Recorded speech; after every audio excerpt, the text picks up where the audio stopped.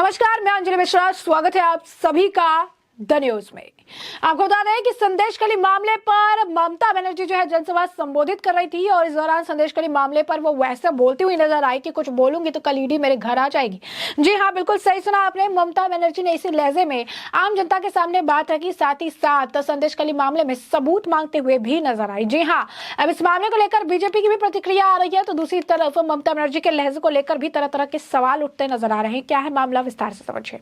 लोकसभा चुनाव से पहले बंगाल के संदेशखाली महिलाओं की यौन उत्पीड़न अत्याचार की घटना पर जारी घमासान के बीच मुख्यमंत्री ममता बनर्जी ने कहा कि उन्हें कुछ भी बोलने का अधिकार नहीं। यदि वह कुछ बोलेंगी तो ईडी की टीम उनके घर पहुंच जाएगी।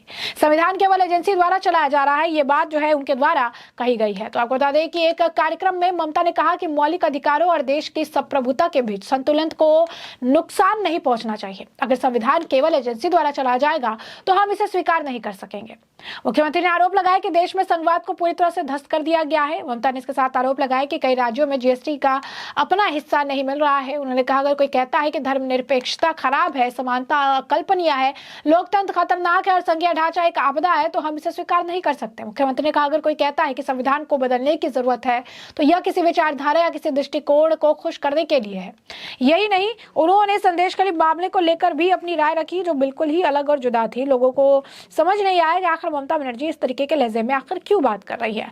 और आपको बता दें कि इस दौरान ममता बनर्जी जो है उन्होंने अलग ही जो है तरीके से कहा कि ये बंगाल में कह रही है कि बीजेपी जो है वो पूरी तरीके से केओस क्रिएट करने का प्रयास कर रही है। अब कोई अगर कह रहा है कि उसके साथ गलत हुआ है, अब्यूज हुआ है, सारी चीजें, तो कह रही है कि हर चीज जो है बनावटी है, पूरी कहानी गढ़ी गई है। अगर किसी के साथ ऐसा कुछ हुआ है तो सामने आए, सामने आके सवाल रखे, सवालों के जवाब दे, मैं जवाब दूंगी। जिसके पास भी है मुझे सबूत ला के दे। उन्होंने कहा कि ये लोग सिर्फ और सिर्फ जो है यहाँ पर तिल का तार बना रही है, कोई ऐसा मामला हुआ नहीं है, कहानी गढ़ रही है। जो भी एलिगेशंस लगाया जा रहा है मैं ऑफिसर्स को भेजूंगी और वो लोग जाकर सुनेंगे। और अगर किसी को लगता है कि किसी के साथ कुछ हुआ है या किसी को कुछ देना है तो मैं यही कहूंगी कि अपने दिमाग में बात बिठा लो कि मैं ऐसा होने नहीं दूंगी। ये बंगाल है।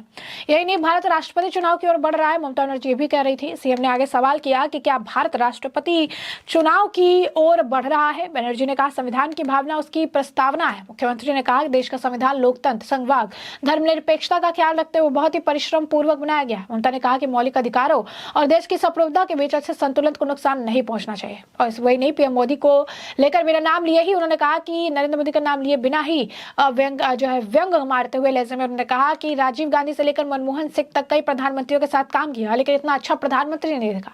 फिर लोकतंत्र और संविधान की क्या जरूरत है। तो ममता ने सवाल किया कि लोकतंत्र और संविधान की क्या जरूरत है, अगर कोई हमें बताए कि क्या खाना चाहिए, क्या पहनना चाहिए, कौन सी भाषा बोलनी चाहिए। उन्होंने कहा कि हम शांति से रहना चाहते हैं और हम किसी से ऐसा करने का अधिकार है। पश्चिम बंगाल के मुख्यमंत्री जो है इस दौरान काफी कुछ कह रही थी और क्या कुछ और उन्होंने कहा है, जरा सुनिए। बीएसएफ के মেরিয়ে দিয়েছে, চোপড়াতে 4টে শিশুর মৃত্যু হলো। কটা টিম গেছে? বিলকিস মারা গিয়েছিল, কটা টিম গিয়েছিলেন? দরিদ্রের উপর অত্যাচার হচ্ছে, কটা টিম গিয়েছিলেন? তপশিলীদের উপর অত্যাচার হলে কটা টিম যান? আর বাংলায় জট পাকানোর চেষ্টা করেন, আমরা জট খোলার চেষ্টা করি। কোন মানুষের উপর কোনো অত্যাচার হলে মনে রাখবেন আমাদের সরকার ব্যবস্থা নেয়। একটা ঘটনা ঘটেছে, ঘটনা হয়েছে, প্রথমে ইডিকে পাঠিয়েছে, তারপরে তার বন্ধু বিজেপি ঢুকেছে ইডিকে সাথে নিয়ে, আর কিছু মিডিয়া ঢুকেছে, ঢুকে তিলকে তাল করছে, শান্তির পরিবর্তে আগুন লাগাচ্ছে। আমি বলতে চাই তাদের যার যা অভিযোগ আছে আমি অফিসার পাঠাবো, তারা শুনবে। এবং যদি কেউ মনে করে কারো কাছ থেকে কেউ কিছু নিয়েছে সবটাই ফেরত দেওয়া হবে, এটাও মাথা রাখবেন। আমি যখন বলি আমি তখন সেটা করি, কারণ কোনো মহিলা পর্যন্ত কোনো কমপ্লেন করেনি, এফআইআর করেনি। আমি পুলিশকে বলেছি সুমোটো কেস করো। আমাদের ব্লক প্রেসিডেন্ট অ্যারেস্ট হয়ে গেছে, এমনকি আরামুল ভাগ করে ও তো আমাদের কর্মী, ও তো অ্যারেস্ট হয়ে আছে। তোমরা কতজনকে অ্যারেস্ট করেছো? আমি কি পারি না করতে?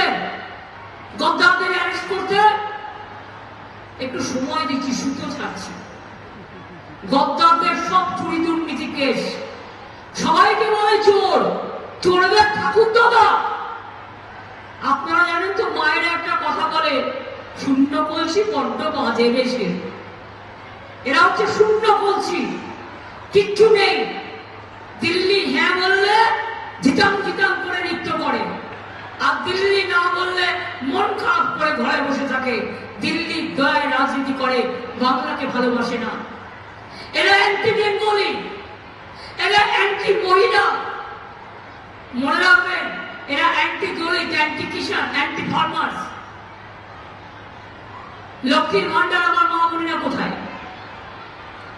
লক্ষ্মীর ভান্ডারের মা বোনেরা কোথায়? একটু হাত তুলুন তো।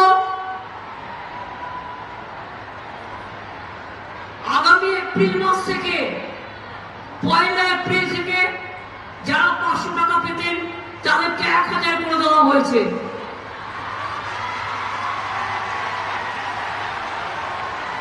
অনেকে মডেল করার চেষ্টা করছে, বাট জানে না আমাদের এখানে প্রত্যেকে পায়, আর ওরা পরিবার প্রতি একজন।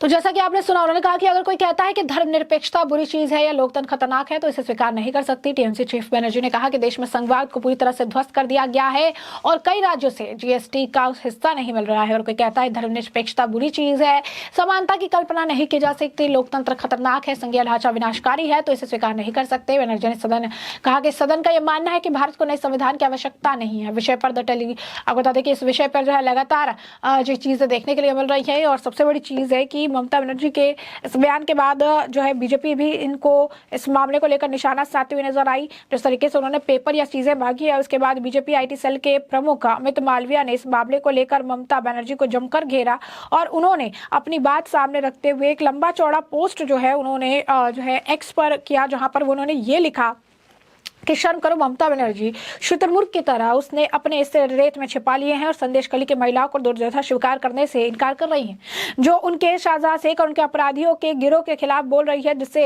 जो है वेस्ट बंगाल पुलिस भी शामिल है। महिलाएं कह रही है कि पुलिस ने 2011 से उनकी शिकायत नहीं ली, जिस साल ममता बनर्जी सत्ता में आई थी। जिन अधिकारियों के बारे में ममता बनर्जी बात करी वे पीड़ित को डरा रहे हैं, उन्हें यह साबित करने के लिए कागजात मांग रहे हैं कि उनके साथ क्या हुआ है। साथ ही जिन महिलाओं के साथ ये रेप किया है उससे उनके सम्मान को वापस लाने का ममता बनर्जी इरादा है या नहीं, ये आरोप लगाकर वे झूठे बोल रही हैं। बड़ा सस्ता इनका ये नाटक है। ममता बनर्जी निष्ठा जो है, उन्होंने कहा कि निष्ठाहीन है और जन्मजात झूठी हैं। उन्होंने पश्चिम बंगाल विधानसभा में पटल पर भगोड़े शाहजहां शेख का बचाव किया, जिससे उन्हें क्लीन चिट मिल गई और राज्य एजेंसियों पर प्रतिकूल जो है प्रभाव पड़ा है। उन्हें पश्चिम बंगाल पुलिस द्वारा संरक्षण दिया जा रहा है और ये एक खुला रहस्य जो है सबके सामने है। उन्हें तब बंगाल की महिलाओं की परवाह नहीं की उनके साथ बलात्कार क्रूरता हो रही है, तब जब उन्हें वोट मिलेगा चुनाव में तो उन्हें जो है साफ तौर पर जो अगर आप देखेंगे तो बीजेपी इस मामले को लेकर घेर रही है कि ममता बनर्जी एक तरफा रवैया आखिर कैसे अपना सकती है, एक तरफी बातें कैसे कह सकती हैं, कैसे कह सकते हैं कि संदेश कली में कुछ हुआ ही नहीं, ये पूरा मामला फैब्रिकेटेड है, ये पूरा मामला जो है कहानी बनाया गया है। और वो ये भी कह रही है कि प्रमाण दिखाओ, आखिर इस चीज का प्रमाण कोई दिखाए तो दिखाए कैसे। तो ऐसे में हमने आपको जो पूरा मामला है ये बड़े विस्तार से बताया कि पूरा मामला क्या है और इस मामले पर अब आपकी जो राय हो कमेंट सेक्शन में कमेंट करके जरूर साझा करिएगा। धन्यवाद।